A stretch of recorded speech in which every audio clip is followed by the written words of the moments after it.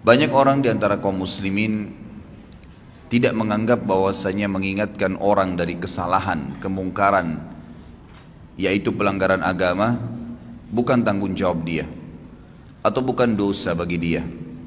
Sehingga pada saat ada orang yang tidak sholat, dilihat depan matanya, ada orang yang berbuat zina, ada orang yang berbuat apa saja kemungkaran, dia menganggap itu adalah bukan urusan dia. Begitu pula pada saat seseorang melihat orang lain tidak mengerjakan kebaikan dan dia tahu itu adalah kebaikan, perintah dari Allah, apalagi kalau sifatnya wajib. Jadi terkadang ada kemungkaran itu yang sifatnya sendirian dia. Misal ada seseorang memberikan informasi kepada kita, kalau si fulan ini nggak sholat misalnya, lalu kita pergi meluruskan kesalahan dia, itu berarti cuma ingkar mungkar.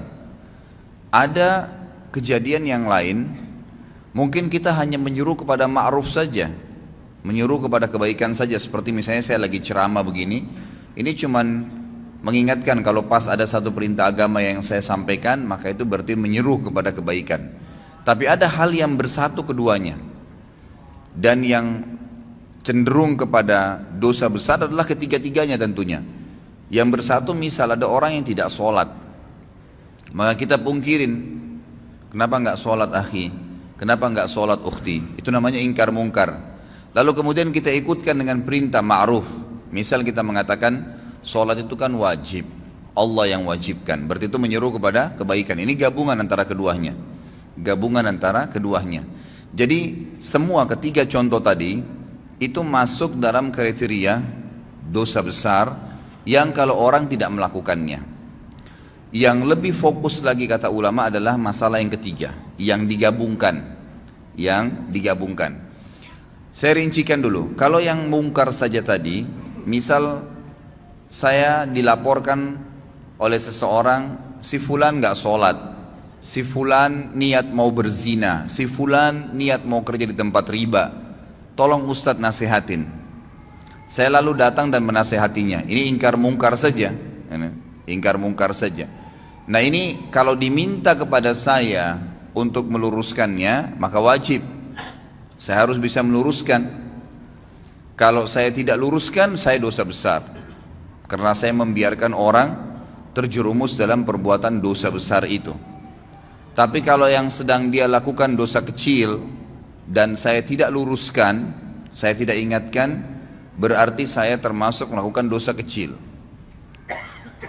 Kalau menyeru kepada kebaikan, misal kayak ceramah seperti ini, maka ini lebih cenderung kepada hukumnya sunnah, kecuali memang ada satu kasus terjadi, seperti contoh besok Natal misalnya, lalu saya tahu ada kaum muslimin yang melakukan perbuatan ikut-ikutan, lalu saya tidak luruskan, saya tahu itu, saya tidak coba menyampaikan yang ma'ruf, gitu kan, maka berarti perintah agama memerintahkan agar kita merayakan Idul Fitri Idul Adha dan tidak ada hari raya yang lain, mengingatkan kepada ma'ruf. Saya tidak ingatkan, maka saya berdosa besar.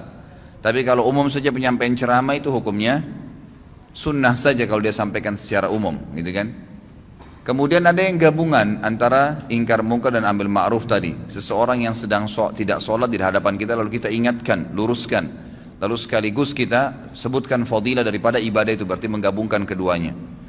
Lebih cenderung Imam Az-Zahabi mengatakan semua masuk dalam kriteria dosa, tapi ada rincian tadi. Cuman kalau digabungkan keduanya, ini sudah jelas dosa besar, mutlak, tidak ada lagi pendapat lain. Misal ada orang depan mata kita jelas-jelas berbuat kesalahan pelanggaran agama, ya, maka di sini wajib bagi kita untuk memungkirinya. Kalau tidak, dan sekaligus menggabungkan dengan ma'ruf, ya, diingatkan. Jadi jangan sampai teman-teman cuma bilang orang lagi berzina, jangan kamu zina, haram dalam agama. Itu nggak cukup. Itu cuma ingkar mungkar. Harus digabungkan. Apa alasannya? Apa solusinya buat dia? Karena zina itu perbuatan yang fahisyah, perbuatan yang buruk. Bayangkan kalau nanti perempuan yang kamu zinain ini hamil, bagaimana nanti citra nama kamu di keluargamu, di masyarakat? Bagaimana nanti kalau dia hamil kamu menghadapinya? Menggugurkan juga adalah dosa haram yang lain. Kalau kamu punya anak, anaknya haram. Jadi kita berikan ma'ruf, ya. Berikan selain ingkar mungkar, melarang dia, kita sampaikan juga kebaikan-kebaikan. Ada orang tidak sholat, tanya, kenapa akhi nggak sholat? Gitu kan? Itu sudah ingkar mungkar ya, kenapa nggak sholat? Lalu kita masuk kepada ma'ruf. Sholat itu kan perintah agama, Allah subhanahu wa ta'ala yang wajibkan, pahalanya begini, begitu, begini dan seterusnya. Maka ini penggabungan antara amr ma'ruf dan nahi mungkar. Kalau ada orang yang mengalami keadaan tadi, dia melihat depan matanya kemungkaran dan dia tidak pungkirin, dia termasuk orang yang melakukan dosa besar.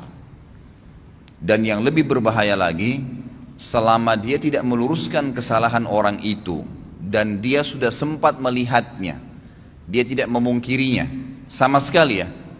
Sebagaimana nanti akan kita jelaskan, ada 3 tahapan: mengingkari dengan tangan, mengingkari dengan lisan, atau mengingkari dengan hati. Sama sekali tidak lakukan maka bisa menjadi dosa yang terus menerus dia dicatatkan padanya, karena dia membiarkan. Jadi ada orang ini jelas dia tahu adiknya ini misalnya minum khamr, dia nggak ingat-ingatin, dibiarin aja terus. Dia tetap sholat, dia tetap hadir majelis ilmu, tapi adiknya nggak pernah diingatin sama dia, nggak pernah dipungkiri bungkar, nggak pernah juga dikasih ma'ruf, disuruh ganti dengan minuman-minuman yang baik. Allah halalkan susu lebih sehat, Allah halalkan sirup, Allah halalkan madu dan seterusnya. Kita amr ma'ruf. Kalau tidak, selama dia lihat kemungkaran tersebut dan sampai adiknya belum berubah, dia dapat dosa terus. Karena dia juga termasuk terlibat di situ, punya andil, dia seakan-akan membiarkan. Ringannya dalam agama kita, saudaraku, karena dalam agama ini ingkar mungkar yang tadi sifatnya bisa menjadi dosa